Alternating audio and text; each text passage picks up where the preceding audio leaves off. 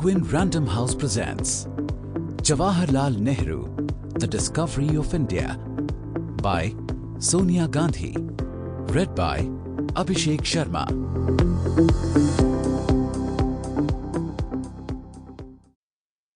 The Discovery of India, Jawaharlal Nehru. With an introduction by Sunil Khilnani. Read by Akshay. Chapter 1. Ahmednagar Fort. 20 months. Ahmednagar Fort, 13th April 1944. It is more than 20 months since we were brought here. More than 20 months of my 9th term of imprisonment. The new moon, a shimmering crescent in the darkening sky, greeted us on our arrival here. The bright fortnight of the waxing moon had begun. Ever since then, each coming of the new moon has been a reminder to me that another month of my imprisonment is over. So it was with my last term of imprisonment, which began with the new moon, just after the Deepavali, the festival of light. The moon, ever a companion to me in prison, has grown more friendly with closer acquaintance, a reminder of the loveliness of this world, of the waxing and waning of life, of light following darkness, of death and resurrection following each other in interminable succession. Ever changing, yet ever the same, I have watched it in its different phases and its many moods in the evening, as the shadows lengthen in the still hours of the night, and when the breath and whisper of dawn bring promise of the coming day. How helpful is the moon in counting the days and the months, for the size and shape of the moon, when it is visible, indicate the day of the month with a fair measure of exactitude. It is an easy calendar, though it must be adjusted from time to time, and for the peasant in the field, the most convenient one to indicate the passage of the days and the gradual changing of the seasons. 3 weeks we spent here cut off completely from all news of the outside world. There were no contacts of any kind, no interviews, no letters, no newspapers, no radio. Even our presence here was supposed to be a state secret, unknown to any, except to the officials in charge of us, a poor secret, for all India knew where we were. Then newspapers were allowed, and some weeks later letters from near relatives dealing with domestic affairs. But no interviews during these 20 months, no other contacts. The newspapers contained heavily censored news. Yet they gave us some idea of the war that was consuming more than half the world, and of how it fared with our people in India. Little we knew about these people of ours except that scores of thousands lay in prison or internment camp without trial, that thousands had been shot to death, that tens of thousands had been driven out of schools and colleges, that something indistinguishable from martial law prevailed over the whole country, that terror and frightfulness darkened the land. They were worse off, far worse than us, those scores of thousands in prison, like us, without trial, for there were not only no interviews, but also no letters or newspapers for them, and even books were seldom allowed. Many sickened for lack of healthy food. Some of our dear ones died for lack of proper care and treatment. There were many thousands of prisoners of war kept in India, mostly from Italy. We compared their lot with the lot of our own people. We were told that they were governed by the Geneva Convention.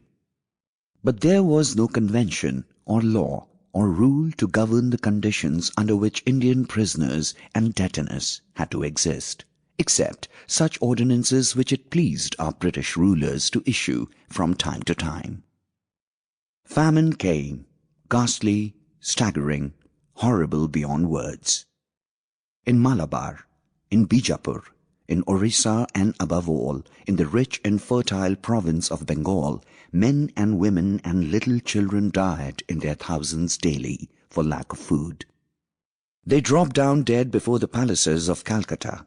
Their corpses lay in the mud huts of Bengal's innumerable villages and covered the roads and fields of its rural areas.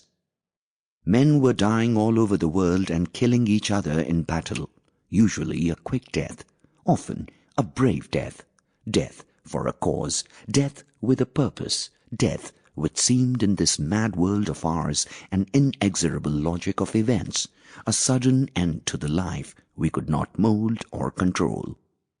Death was common enough everywhere. But here death had no purpose, no logic, no necessity.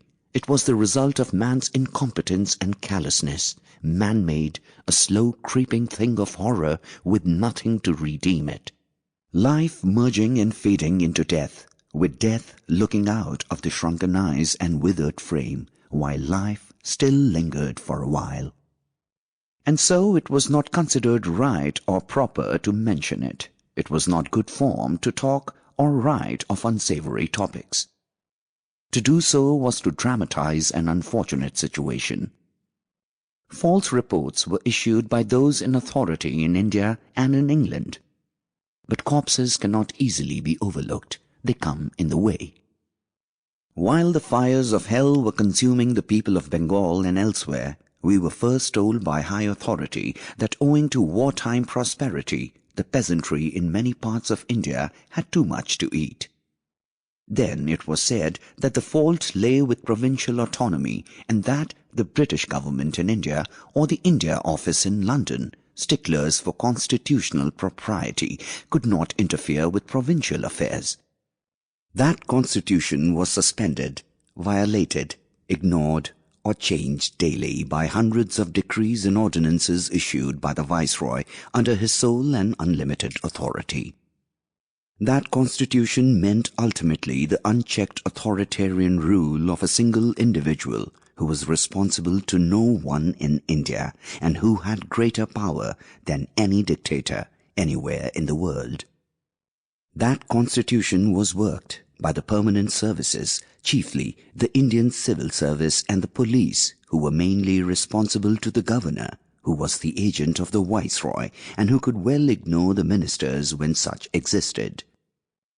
The ministers, good or bad, lived on sufferance and dared not disobey the orders from above or even interfere with the discretion of the services supposed to be subordinate to them. Something was done at last. Some relief was given. But 1 million had died, or 2 millions, or 3. No one knows how many starved to death or died of disease during these months of horror. No one knows of the many more millions of emaciated boys and girls and little children who just escaped death then, but are stunted and broken in body and spirit. And still the fear of widespread famine and disease hovers over the land. President Roosevelt's 4 freedoms, the freedom from want, yet rich England and richer America paid little heed to the hunger of the body that was killing millions in India, as they had paid little heed to the fiery thirst of the spirit that is consuming the people of India. Money was not needed, it was said, and ships to carry food were scarce, owing to wartime requirements. But in spite of governmental obstruction and desire to minimize the overwhelming tragedy of Bengal, sensitive and warm-hearted men and women in England and America and elsewhere came to our help. Above all, the governments of China and Air, poor in their own resources, full of their own difficulties, yet having had bitter experience themselves of famine and misery, and sensing what ailed the body and spirit of India, gave generous help. India has a long memory, but whatever else she remembers or forgets, she will not forget these gracious and friendly acts. The War for Democracy. In Asia and Europe and Africa, and over the vast stretches of the Pacific and Atlantic and Indian Oceans, war has raged in all its dreadful aspects.